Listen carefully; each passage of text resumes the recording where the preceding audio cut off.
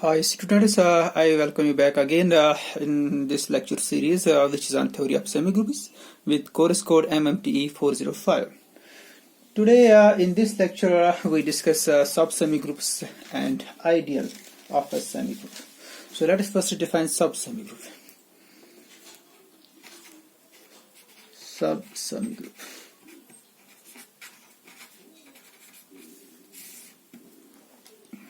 Let S be a semigroup. Let S be a semigroup and T be subset of S. Then T is said to be a subsemigroup of S. Then T is said to be a subsemigroup,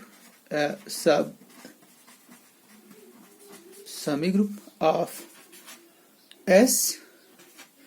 Then T is said to be a subsemigroup of S if T is closed under multiplication. If T is closed under multiplication,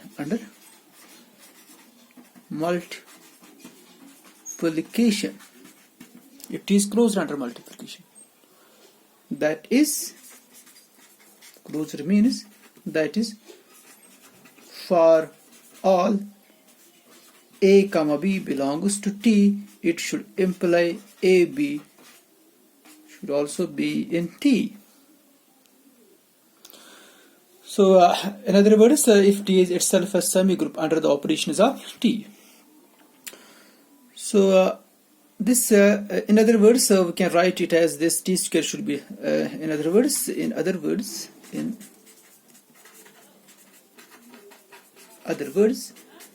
T square is subset of T. So a subset of a semigroup S is said to be a subsemigroup of S if T is itself a semigroup, or we can say if T is closed under the operations of S, or we can say this T square is subset of T. That's the definition of subsemigroup. So there are some trivial subsemigroups for a given semigroup. So let S be a semigroup. Let S be a semigroup. Let S be a semigroup with 0 or with identity.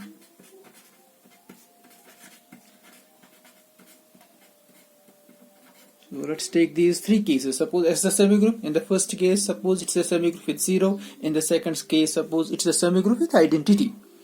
Then S, and in the second case S and 0, and in the third case S and identity, or all the subsemigroups of S. In first case, S is itself a subsemigroup of S. If suppose, now in the second case, suppose S is a semigroup with 0, then S and 0, these are the subsemigroups of S. And the third case, if S is a semigroup with identity, then S and the identity element, these are the subsemigroups of S. Or then these are the subsemigroups of S, depends on with 0 or with identity. Respectively.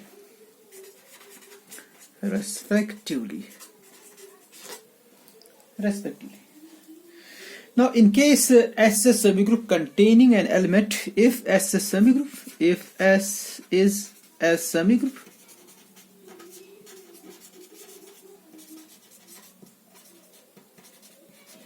containing an element E such that E square is equal to E, and such an element is called an idempotent of S.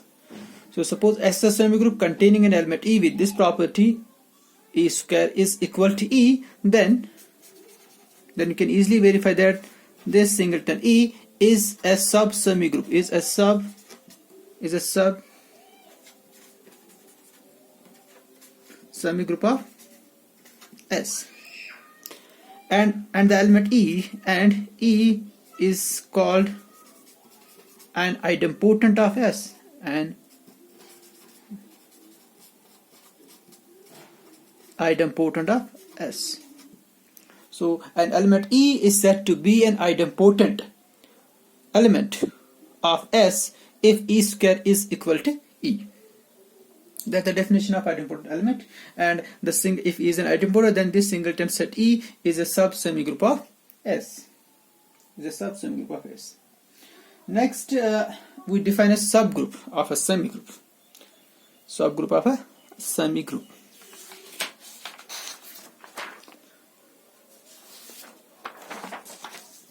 So let's define a subgroup of a semigroup F. As you all know that, let's start with this example. Example of a subgroup of a semigroup. So what's that example? Let x be not equal to phi and t of x be the full transformation semigroup. Full, it's already discussed. Full transformation semigroup on X. Then Gx, it's a subset of Tx, where this Gx, it is a set of all permutations on X, where Gx is the set of all permutations, or you can say bijective mappings. Permutations are bijective mappings on X. Then Gx is a group under the composition of mappings. Tx is a semigroup under the composition of mappings, and Gx is a group. Then Gx is a group under the composition of mappings.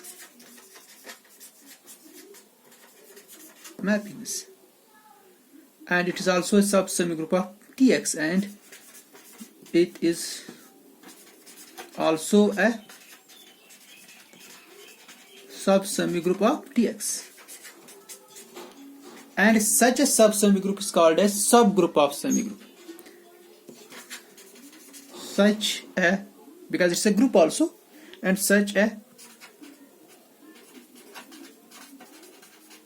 sub-semigroup is called a subgroup of a semigroup. So that's the example of subgroup of a semigroup. So now we define it, subgroup of a semigroup is if S is a semigroup and T is a subset of S, and if this T is a subgroup under the operations of S, then if it's a group under the operations of S, then such a sub-semigroup is called a subgroup of S. So let's define it. Let S be a semigroup and T is subset of S. Then T is called a subgroup of S if T is a group. If T is a group under the operations of S. Under the operation of S.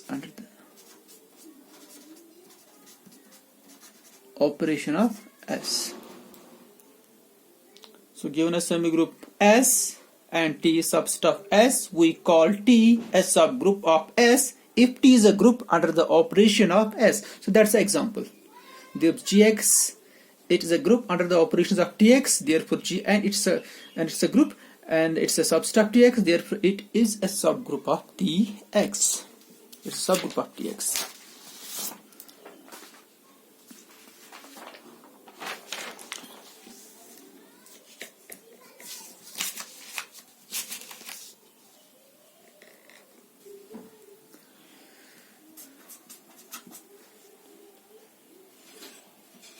Okay.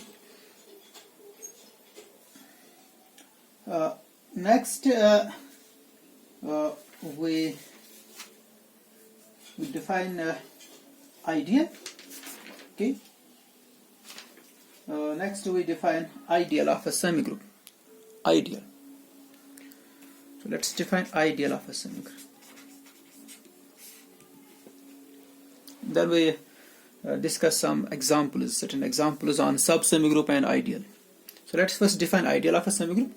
Let S be a semigroup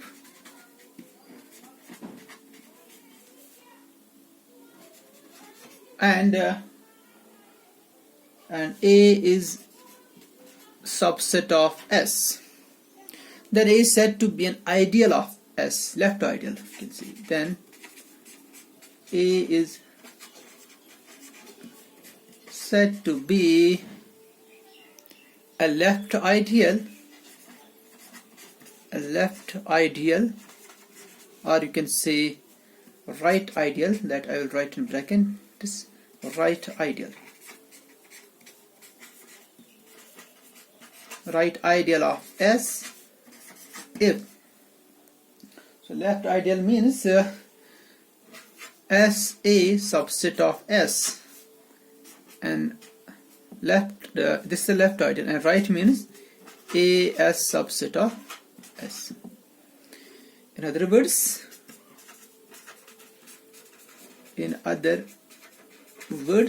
for all A belongs to A, S belongs to S. So for the left ideal, SA should belong to, sorry, it's subset of A here. Oh, sorry. It should be subset of A, not S. Subset of A. SA should be the member of A, and that one, it means AS should be subset of A. So that's the definition of ideal. As in case of rings, a similar definition. For all A in A, for all S in S, SA should be in A. That's called the left ideal, and in case AS is in A, then it will be called right ideal.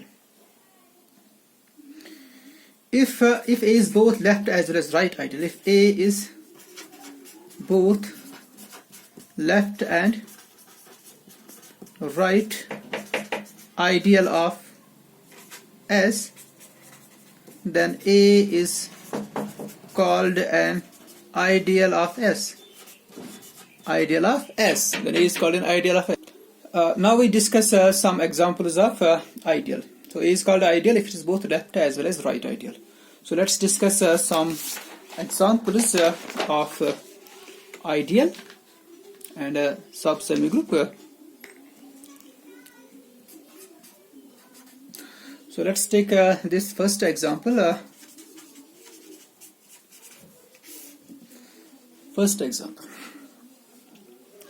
So we know that n with multiplication is a semigroup.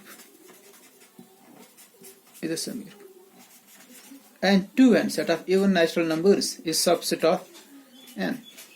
Then one can easily verify that 2n is a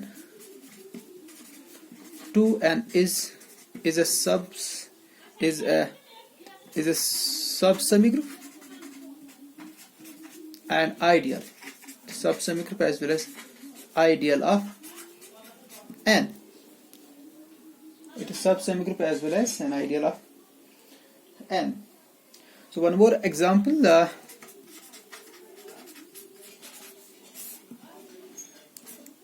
Q, set of positive rational numbers, Q plus with respect to multiplication is a semigroup, and n, which is a subset of set of natural numbers, it's subset of Q plus is a subsemigroup but not an ideal of Q cross. As say let's take say 1 by 2, it belongs to Q plus sorry, it's Q plus at a positive rational numbers, okay, Q plus. As 1 by 1/2, it belongs to Q plus, and 3 belongs to N, but their product 3 into 1 by 2, which is equal to 3 by 2, it's not in N, so therefore it's not an ideal. And there is a small exercise for you. Show that every ideal, show that every ideal is a subring. Subsemigroup is a subsemigroup. Every ideal of S is a subsemigroup of S. So that's very simple exercise for you. You can easily do this. Okay.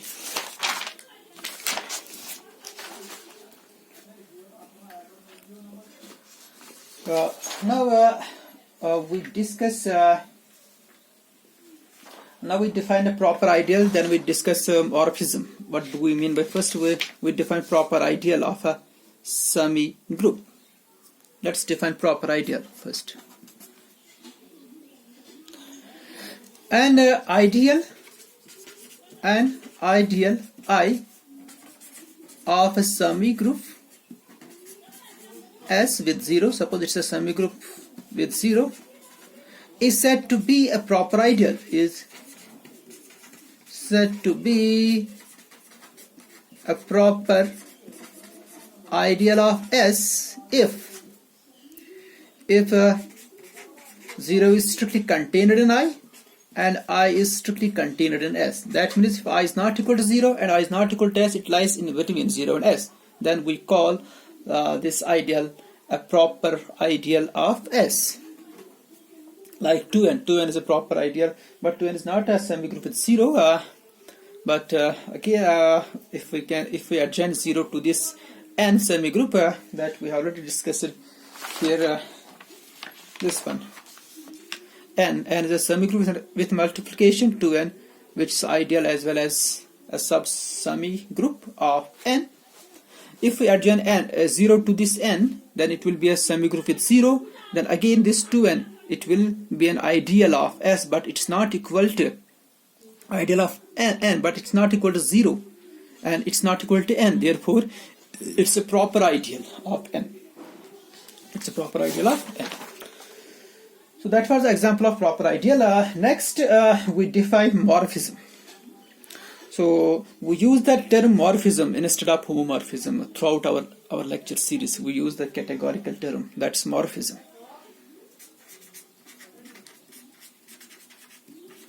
Morphism. So this is very important. Let's define morphism. Let S and T be semigroups. Then a mapping phi from S to T is called a morphism, or you can say semigroup morphism. Here we are in semigroup, so that means it's a semigroup morphism. A morphism if for all A comma B belongs to S, A B phi is equal to A phi B phi. A phi means image of A under phi, B phi means image of B under phi. And in case these are monoids, now if S and T are monoids with identities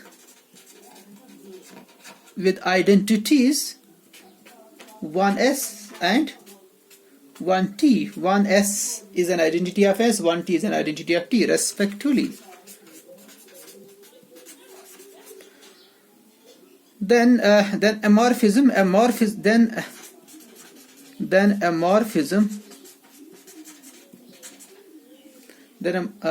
then a mapping, you can say, then a mapping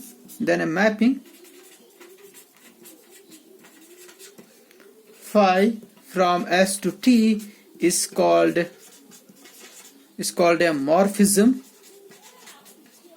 or you can say monide morphism, because here they are monides, S and T are, or you can say monide morphism.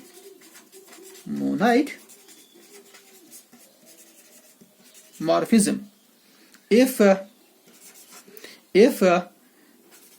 A B phi is equal to A phi B phi, and it should map identity onto identity. That means 1S phi is equal to 1T. It should map the identity of S onto the identity of T. Then we call this a monide morphism, or morphism in monides. So as you know that in case of groups, if phi is a group homomorphism between the groups G and H, then it always maps identity onto identity. But if we have two semigroups S and T, suppose they are monides also, and phi is a semigroup, it's just a semigroup morphism, it will not preserve the identity, it is just a semigroup morphism, that in general it may not preserve the identity. As in case of groups, it always preserves the identity. So that's very important in semigroup.